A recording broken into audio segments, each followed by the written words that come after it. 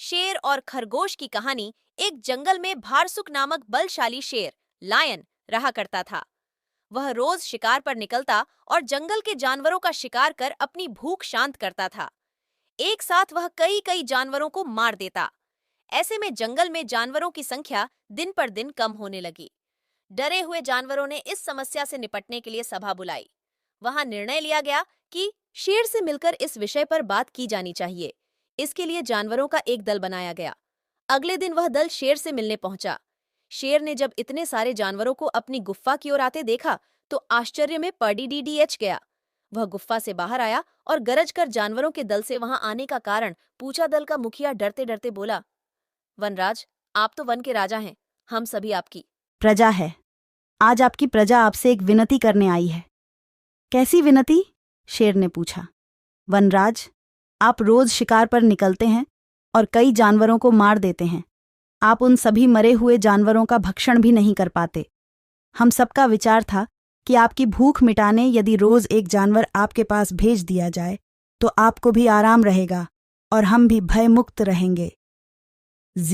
शेर को बिना मेहनत शिकार प्राप्त हो रहा था, इसलिए उसने यह निवेदन स्वीकार कर लिया, किंतु साथ ही चेतावनी भी दी कि जिस दिन उसके पास जानवर नहीं पहुंचेगा उस दिन वह सबको मार डालेगा। उस दिन के बाद से प्रतिदिन एक जानवर का चुनाव कर उसे शेर के पास भेजा जाने लगा। अब शेर दिन भर गुफ्फा में पड़धा आराम करता रहता। परिणाम स्वरूप अन्य जानवर जंगल में सुकून से जीवन जीने लगे। एक दिन शेर का भोजन बनने की एक खरगोश हैर की बारी आई। खरगोश शेर की गुफ्फा की ओर चल तो पड़ा, किंतु मृत्यु निकट होने के कारण वह अत्यंत भयभीत था। वह धीरे धीरे कदम बढ़ाता हुआ चला जा रहा था, साथ ही किसी तरह अपने प्राण बचाने का उपाय भी सोचता जा रहा था। चलते चलते रास्ते में एक कुआं पड़ डहा। कुएं के पास जाकर जब खरगोश ने उसमें झांका तो उसे अपनी परछाई दिखाई पड़ी। उसी क्षण खरगोश को अपनी जान बचाने का एक उपाय सूझ गया। उपाय सूझते ही खरगोश में एक नए जोश का संचार हो गया। उसे शेर के पास जाने की कोई जल्दी नहीं थी।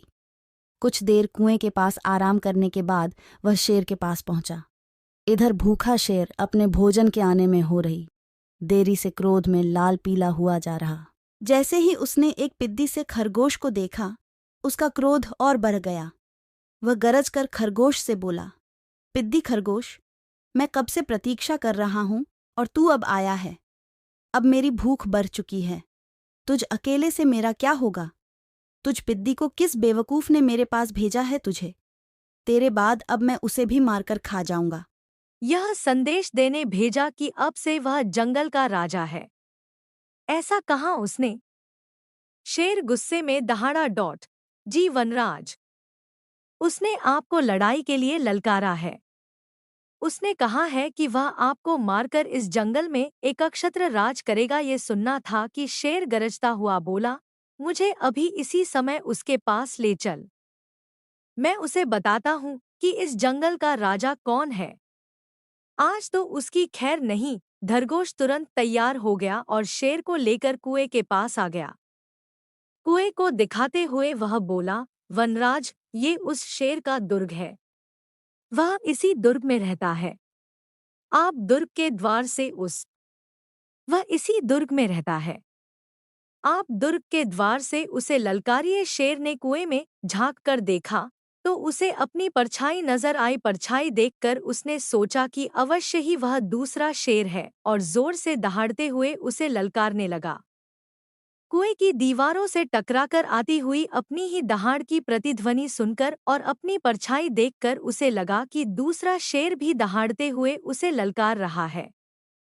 उस ललकार का उत्तर देते हुए उसने कुएं में छलांग लगा दी। कुएं की दीवारों से टकराता हुआ वह पानी में गिरा और डूबकर मर गया। शेर के मरने के बाद खरगोश खुशी वापस लौटा और जंगल के अन्य जानवरों को खुशखबरी सुनाई। सुनकर सभी बहुत खुश हुए और सबने खरगोश की यूं प्रशंसा की। सीख बुद्धि बल सबसे बड़ा बल होता है, इसलिए मुश्किल घड़ी में सदा बुद्धिमानी से काम लेना चाहिए। बुद्धि का इस्तेमाल कर हर समस्या का समाधान किया जा सकता है।